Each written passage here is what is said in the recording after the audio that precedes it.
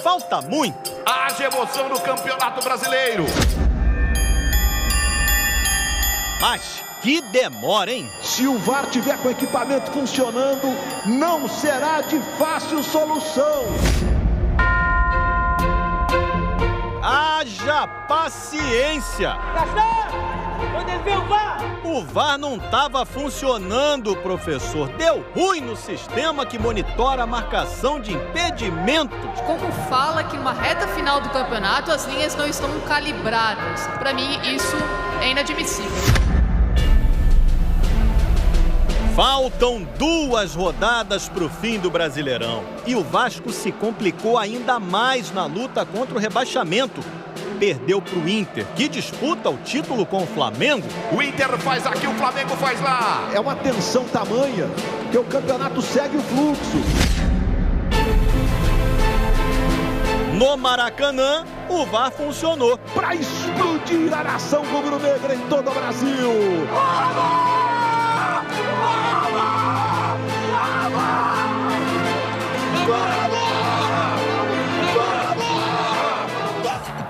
No Maracanã, tudo bem com o VAR. Funcionou direitinho e o Flamengo também.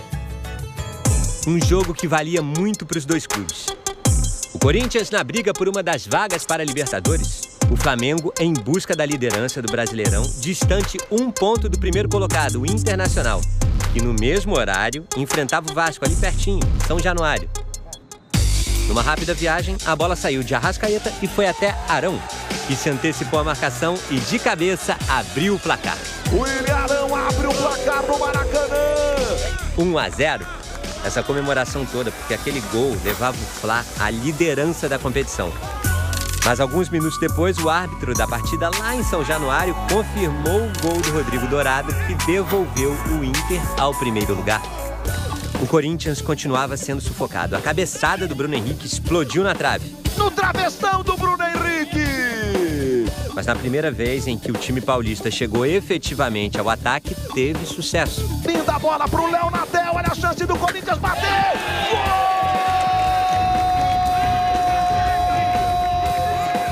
Perdi o cara, o Léo, se não estiver enganado, né? Perdi um pouco ele de vista. Sobre o bate-rebate, a bola limpa para os jogadores dele, achou o passe. Naquele momento, o Flamengo entrava numa situação delicada, porque estava retrocedendo na disputa pelo título, ficando 3 pontos atrás do Inter. Só que depois desse chute perigoso do Mosquito, defendido pelo Hugo, o alto da tabelinha do Brasileirão mudou mais uma vez, com pausa dramática.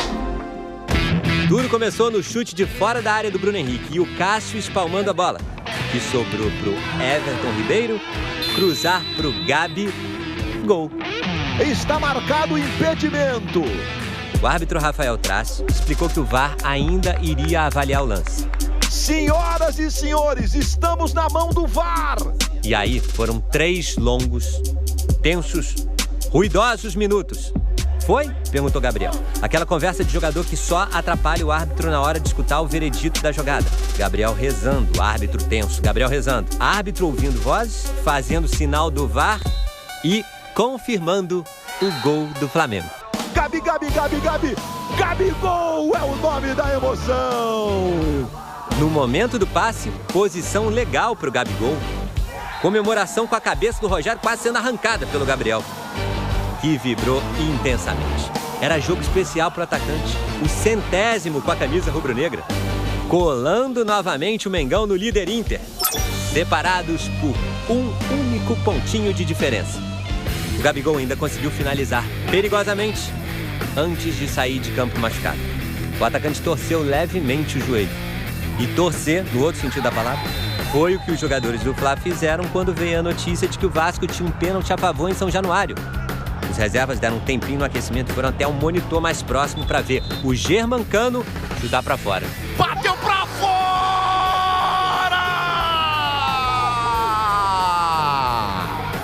E mesmo que o Pedro conseguisse fazer esse gol, não alteraria mais a ordem da tabela. O Colorado terminou na liderança. No próximo domingo, Flamengo e Internacional vão se encontrar neste mesmo estádio numa partida que pode definir o campeão brasileiro. E o Mengão vai ter que trabalhar para o título ser conquistado longe do Maracanã. Porque na rodada que vem, só o Inter tem chances de ser campeão no Maraca. Um empate ou vitória do Flamengo adiam a decisão para a última rodada do Brasileirão. Haja coração. Passo a passo, né? Nós temos que canalizar toda a nossa energia agora, né, para o Inter, toda a concentração, e eu tenho certeza que vai dar tudo certo. O Vasco perdeu para o líder internacional, se complicou ainda mais na zona de rebaixamento. Agora, quem roubou a cena em São Januário foi o VAR.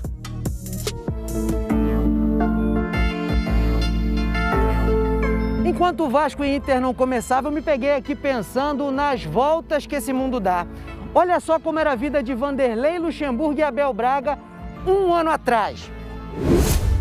Vanderlei tinha trocado o Vasco pelo Palmeiras, um clube com dinheiro, estrutura, elenco forte. Lá, ele falava em conquistas. Totalmente diferente do Abel, o sucessor dele em São Januário. Abel sofria com resultados ruins de um time limitado que não evoluía com ele. Mas espera aí, volta aqui para o presente, porque hoje quem pensa em título é o Abel. E quem luta para fugir do rebaixamento é o Lucha. O que será que reserva o futuro? Futuro? Tudo a ver com tecnologia? Representada no futebol por essa caixa, por essa sala. Que eles passem despercebidos, que a bola role legal, sem polêmica para a arbitragem. Mas o árbitro de vídeo é falível? O VAR deu tilt? Bugou, falhou, travou, parou, descalibrou. O líder estava conectado desde o comecinho. Tão cedo que aos 9 minutos já tínhamos o lance do jogo. Moisés levantou o toque pro gol! Dourado! Segue o Inter! O árbitro Flávio Rodrigues de Souza aguardava a checagem da jogada pelo árbitro de vídeo, como manda o protocolo. Um lance bem difícil, realmente vai precisar da linha da tecnologia ali para confirmar, por isso vai demorar um pouquinho. Visão tridimensional com as mais diferentes câmeras para tratar do ombro aqui, da perna colar, se dava condição, se estava à frente, como é que é? Não subiu a bandeira o assistente número 1, Danilo Maniz. 3 minutos e 50 segundos de espera para confirmar o gol. Só que a decisão não foi baseada na tecnologia. Num primeiro momento, nenhuma reclamação do Vasco. Jogo sob o controle do Inter, até que o repórter Edson Viana deu essa informação. A linha do VAR, aquela que é colocada virtualmente para ver o impedimento na hora do gol do Internacional, ela estava descalibrada. Então valeu a decisão de campo para validar o gol do Internacional. Eu falo com o juiz, ele falou que eles não estavam conseguindo fazer a linha lá em cima no VAR, por isso que demorou um pouco. Mas eu estava com a condição legal e o gol foi bonito. Vanderlei Luxemburgo e o diretor de futebol do Vasco, Alexandre Pássaro, cercaram o trio de arbitragem na saída para o intervalo. Praticamente todo o time fez o mesmo antes de o jogo recomeçar. Teve empurra-empurra, mas teve jogo também. Pouquinho, mas teve. O Vasco ficou com a bola, tentou fazer pressão, até ter a chance do empate, com polêmica, para variar. Germancano tentou o chute e caiu na área. O árbitro marcou o pênalti. Mais 3 minutos e meio de checagem do VAR e a decisão foi mantida. Confirma pênalti pro Vasco! Chance pro argentino voltar a marcar depois de 4 jogos. O artilheiro do time com 23 gols na temporada falhou. O Cano bateu cruzado, bateu pra fora, Vanderlei não acredita no que vê! Foi o primeiro pênalti perdido pelo atacante no Vasco. Falta cabeça, falta força, faltam pontos pro Vasco. O segundo gol do Inter de Thiago Galhardo nos acréscimos mantém o time preso na zona do rebaixamento. Preso também as queixas, entre elas a retirada de uma câmera da TV do clube que fica na lateral do campo. E foi pedido pelo pessoal do VAR para que essa câmera fosse retirada dali, sob o argumento de que essa câmera poderia captar alguma imagem que pudesse depois desmentir o VAR. se o VAR não estava funcionando, se a linha não estava calibrada, paralisasse a partida até que isso pudesse ser checado. O nosso departamento jurídico vai entrar com um pedido de anulação da partida no STJD. Eu estou reclamando é que o primeiro gol desestabilizou a minha equipe emocionalmente. No intervalo do jogo, os jogadores estavam totalmente desestabilizados. O Flávio foi prepotente em falar para mim que ele ia analisar o lance em casa para saber se errou ou não. Ele está de brincadeira. O mau funcionamento do VAR não foi citado pelo árbitro na súmula da partida. Em nota, a CBF informou que a Comissão Nacional de Arbitragem pediu explicações à empresa responsável pela operação dos equipamentos do VAR sobre o problema com a linha de impedimento. Segundo a comissão, mesmo sem o recurso, o lance do primeiro gol do Inter foi checado e nenhum erro claro da arbitragem constatado. Sendo assim, foi mantida a decisão de campo, conforme os princípios do protocolo do VAR. É uma mistura dos olhos humanos com a lente da câmera, combinados por um programa de computador que mapeia o campo. A calibragem do equipamento usado pelo árbitro de vídeo é feita cerca de 2 horas antes da partida.